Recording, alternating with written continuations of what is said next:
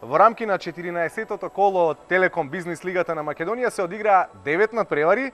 Неизвестноста беше во прв план, во сите надпревари, во доста брз и отворен фудбал, во кој акцентот беше ставен на цврстата одбрана, победа издвојуваа.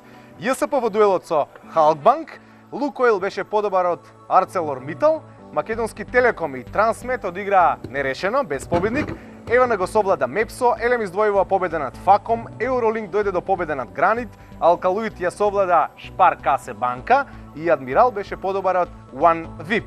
Во ова коло се истакнаа следните поединци. Сабит Хусеини од ЈСП со 5 гола, браво пријателе. Мартин Даменски од Халкбанк постигна 4, колку што даде и Владко Петровски од Елем. Раде Бакев од Евролинк даде 3 гола, 3 погодоци постигна и Стефан Димовски од Алкалоид. Голман на колото Данило Миладиновски од Македонски Телеком, екипа на колото ЈСП, тренер на колото Јовица Илиевски ЈСП.